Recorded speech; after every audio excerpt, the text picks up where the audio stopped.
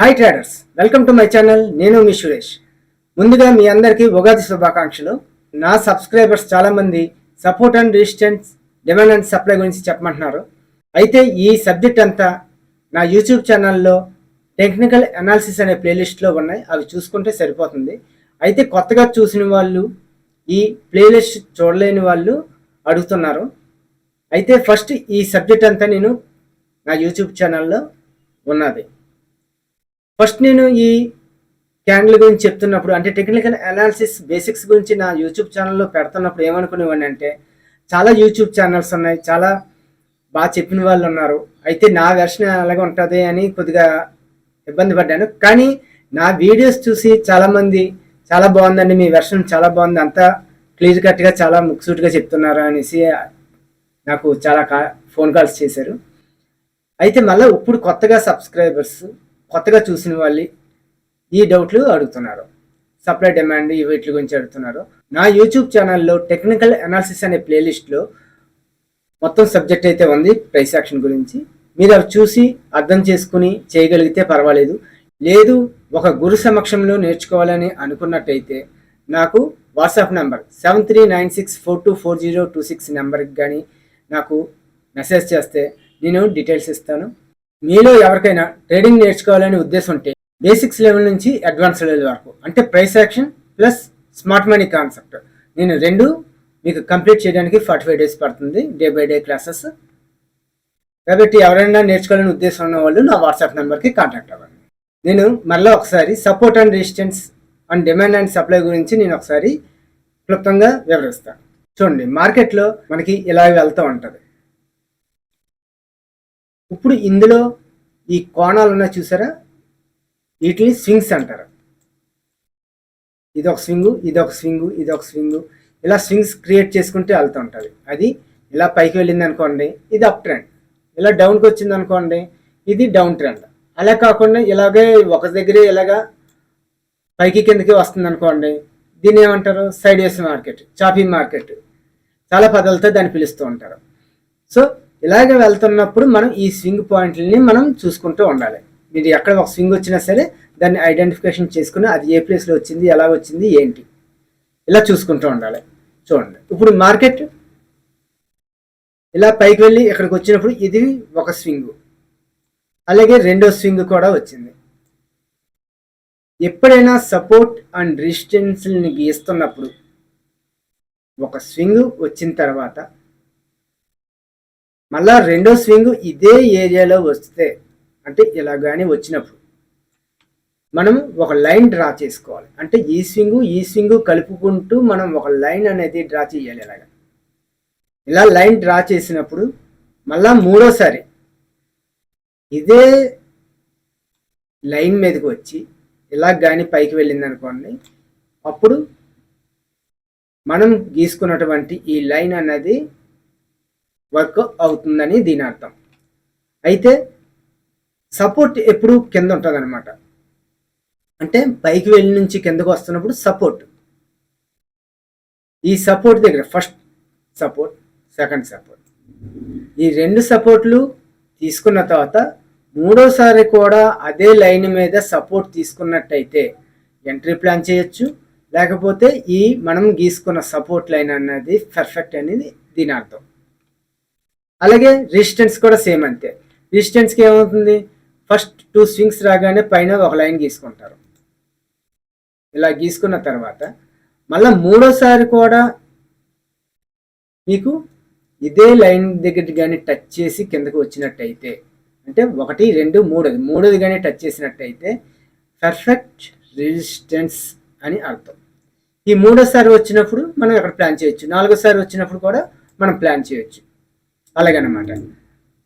ఇప్పుడు చూడండి, ఫస్ట్ కింద నుంచి వస్తున్నాను, ఇది ఫస్ట్ స్వింగ్, ఇది సెకండ్ స్వింగ్, ఈ రెండు స్వింగ్స్ కలుపుకుంటూ లైన్ డ్రా చేసినది సపోర్ట్, మూడోసారి కూడా సపోర్ట్ అయింది.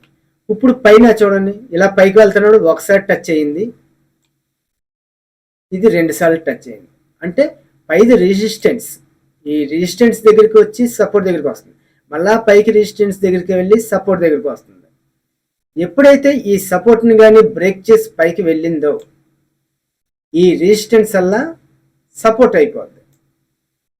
ఎందుకంటే రెసిస్టెన్స్ని బ్రేక్ చేసినప్పుడు మళ్ళీ నెక్స్ట్ రెసిస్టెన్స్ పైన ఉన్న లైన్ రెసిస్టెన్స్ అవుతుంది. అప్పుడు కింద ఉన్నది ఏమవుతుంది? సపోర్ట్ అవుతుంది. మీకు సపోర్ట్ ఎప్పుడు కింద ఉంటుంది, రెసిస్టెన్స్ ఎప్పుడు పైన ఉంటుంది. మార్కెట్ ఇలాగ రెసిస్టెన్స్ కానీ దాటిందని అంటే ఈ రెసిస్టెన్స్ వల్ల సపోర్ట్ కింద మారిపోద్ది అనమాట. అదే సపోర్ట్ని కానీ బ్రేక్ చేసింది అనుకోండి, అంటే పైనుంచి మార్కెట్ సపోర్ట్ దగ్గర ఆగడం మానేసి సపోర్ట్ని రెస్పెక్ట్ అవ్వకుండా సపోర్ట్ని కానీ బ్రేక్ చేసిందని అంటే ఈ సపోర్ట్ లైన్ వల్ల ఏమైపోతుంది? రెసిస్టెన్స్ కింద మారిపోద్ది. అంటే లైన్ అదే ఉంటుంది, మార్కెట్ పైన ఉంటే సపోర్టు, మార్కెట్ సపోర్ట్ కిందకి వచ్చేసిందంటే రెసిస్టెన్స్ కింద మారిపోతూ ఉంటుంది, సింపుల్గా చెప్పాలంటే. కాబట్టి ఇప్పుడు మార్కెట్ చూడండి, మార్కెట్ ఎక్కడ బ్రేక్ చేసింది, ఎక్కడ బ్రేక్ చేసిన తర్వాత ఎక్కడ సపోర్ట్ తీసుకుంది, సపోర్ట్ తీసుకుందంటే రెసిస్టెన్స్ని బ్రేక్ చేసింది కాబట్టి సపోర్ట్ తీసుకుంది, మళ్ళీ పైకి వెళ్ళింది, కిందకు వస్తున్నప్పుడు మళ్ళీ సపోర్ట్ దగ్గర అవుతుంది, మళ్ళీ సపోర్ట్ దగ్గర ఆగింది. అంటే ఆల్రెడీ 1, 2, 3 థర్డ్ టైం మనం ఎంట్రీ ప్లాన్ చేయొచ్చు, లేదంటే ఫోర్త్ టైము, అంటే అక్కడ మూమెంట్ని బట్టి. కాబట్టి ఈ సపోర్ట్ దగ్గర నుంచి పైకి వెళ్తున్నప్పుడు మనం అక్కడ ఎంట్రీ అనేది అక్కడ ప్లాన్ చేసుకుని సపోర్ట్ కిందకి మనం స్టాప్ లాస్ పెట్టుకుంటాం. ఇప్పుడు మార్కెట్ పైనుంచి కిందకి వస్తుంది, అప్పుడు ఇది రెసిస్టెన్స్, ఇది సపోర్ట్. ఇప్పుడు సపోర్ట్ దగ్గరికి వచ్చింది, మళ్ళీ పైకి వెళ్ళింది, రెసిస్టెన్స్ దగ్గరికి వచ్చింది, ఈ రెసిస్టెన్స్ని బ్రేక్ చేయలేకపోయింది. కాబట్టి ఇది వస్తూ సపోర్ట్ని బ్రేక్ చేసింది. అంటే ఈ సపోర్ట్ని బ్రేక్ చేసింది అంటే అర్థం ఏంటి? ఈ సపోర్ట్ ఈ బ్రేక్ అవ్వడం సేపు సపోర్ట్, బ్రేక్ అయిన తర్వాత రెసిస్టెన్స్.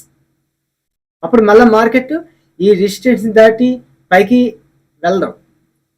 వెళ్ళాలని ట్రై చేస్తుంది, కానీ అక్కడి నుంచి కిందకు వచ్చేస్తుంది ఫస్ట్ టైము, మళ్ళీ రెండోసారి వస్తుంది. కాబట్టి ఈ లైన్ పర్ఫెక్ట్ అనమాట.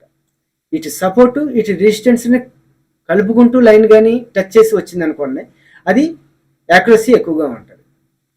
అయితే ఈ ప్రైస్ యాక్షన్లో ఏంటంటే ఈ సపోర్ట్ అండ్ రెసిస్టెన్స్ని ఎలా డ్రాక్ చేసుకుంటూ ఎంత దూరం అయినా తీసుకుని వెళ్ళిపోయి మళ్ళీ ఎప్పుడైనా మార్కెట్ టచ్ అయితే మళ్ళీ అక్కడ అది సపోర్ట్ కింద పనిచేస్తుంది అని అనుకుంటారు.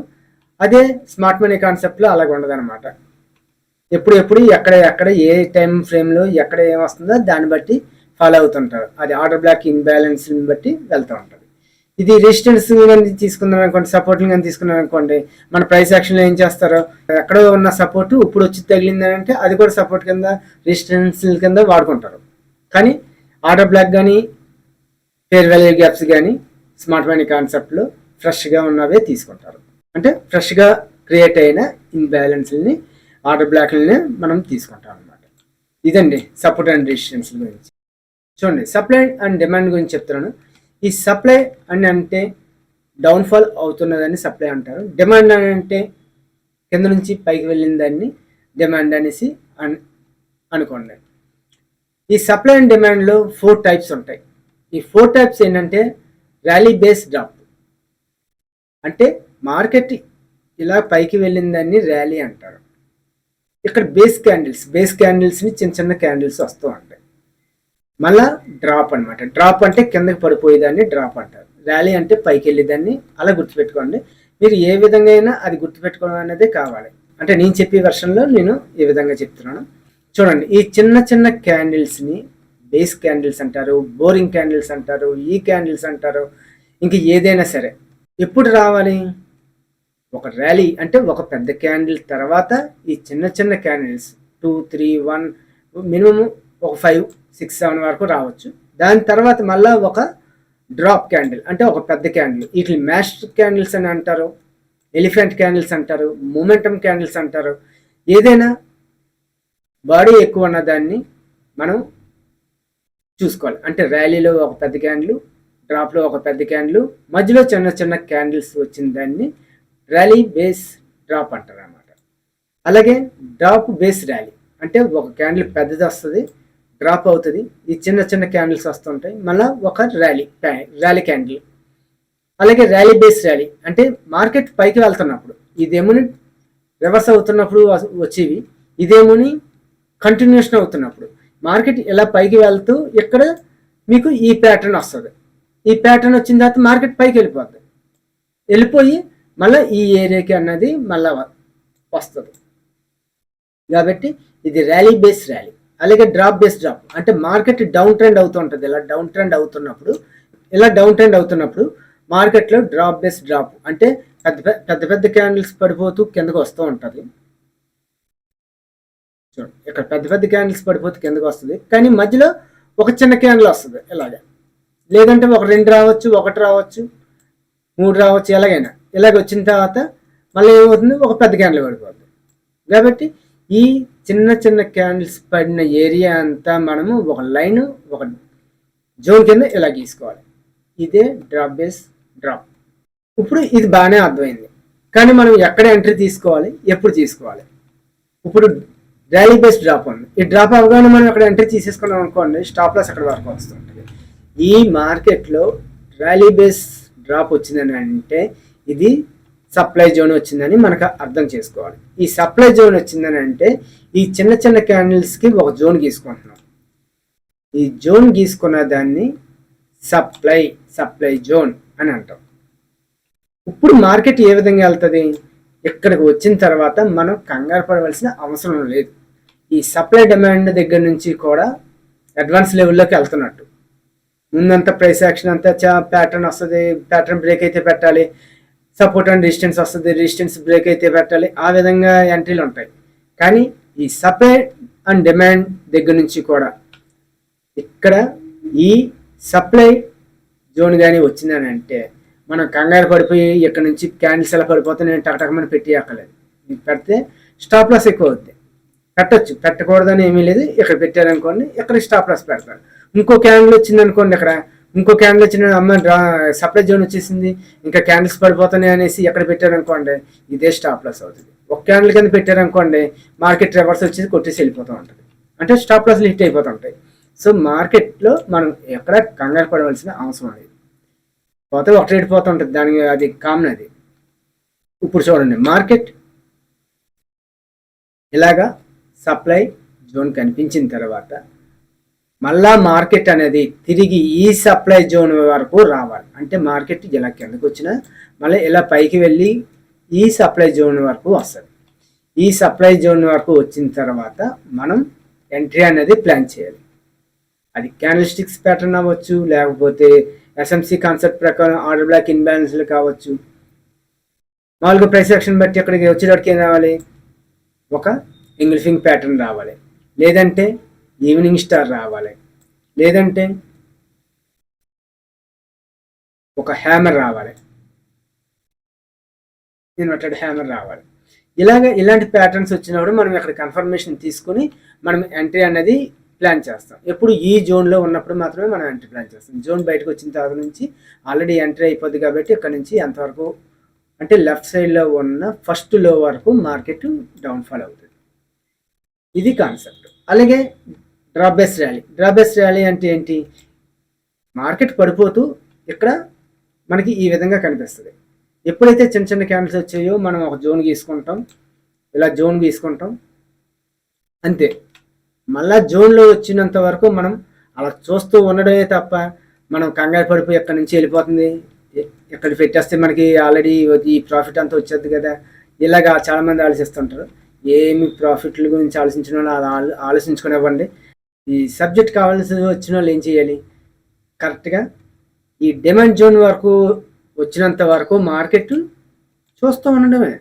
వస్తున్నప్పుడు ఏ క్యాండిల్స్ వస్తున్నాయి, ఎలాగ వస్తుంది, పెద్ద పెద్ద క్యాండిల్స్ వస్తుందా, మళ్ళీ ఈ డిమాండ్ జోన్ వచ్చినప్పుడు మళ్ళీ పైన సప్లై జోన్ కానీ వస్తుందా, ఇలాగ మనం క్యాండిల్స్ని అబ్జర్వ్ చేసుకోవాలి. ఎప్పుడైతే మార్కెట్ ఇందులోకి వచ్చిన తర్వాత మళ్ళీ సేమ్ అంతే. ఇక్కడ కూడా ఒక ఎంగిల్ఫింగ్ ప్యాటర్న్ అవ్వచ్చు, మార్నింగ్ స్టార్ అవ్వచ్చు, ఒక హ్యామర్ ప్యాటర్న్ కావచ్చు, పియర్సింగ్ లైన్ అవ్వచ్చు, ఇలాగ ఏదైనా సరే ఒక ప్యాటర్న్ వచ్చినప్పుడు మనం ఇక్కడ ఎంట్రీ అనేది ప్లాన్ చేస్తాం. ఎంట్రీ ప్లాన్ చేసిన తర్వాత ఇక్కడ ఎంట్రీ ప్లాన్ చేసాం అనుకోండి, అంటే మార్కెట్ ఇలా తిరిగి ఇక్కడికి వచ్చిన తర్వాత ఇలా పైకి వెళ్తున్నప్పుడు మనం ఇక్కడ ఎంట్రీ ప్లాన్ చేస్తాం.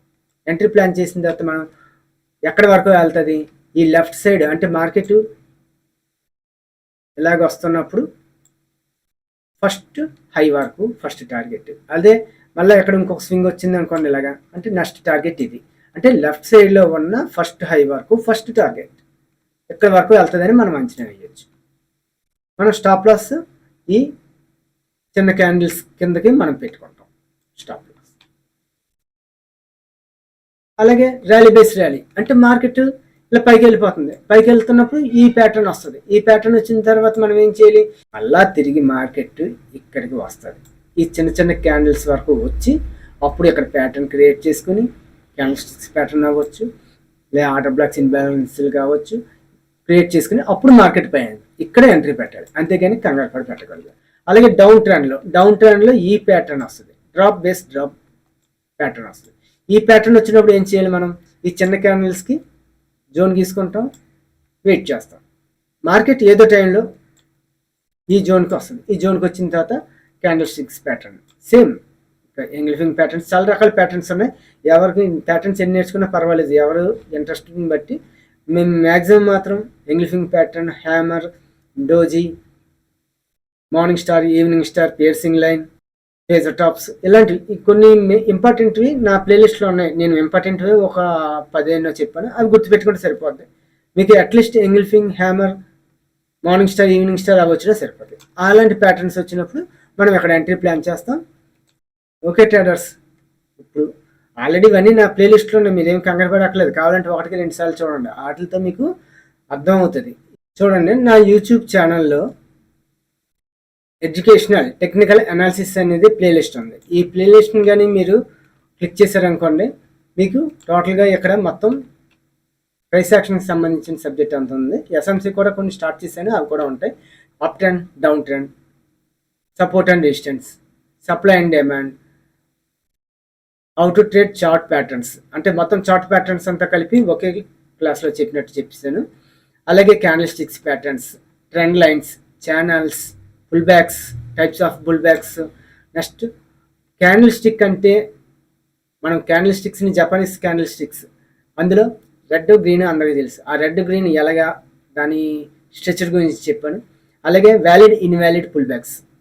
అలాగే మన సబ్స్క్రైబర్స్ అందరూ చాలామంది చాలా రకాల డౌట్స్ అడిగారు. అందులో ఇంపార్టెంట్ అన్నీ కలిపి ఒక సెషన్ కింద నేను వాళ్ళకి క్లాస్ చెప్పాను, అది కూడా ఇందులో అప్లోడ్ చేశాను. ఇది కూడా మంచి మీకు డౌట్లన్నీ క్లారిఫై అవుతాయి.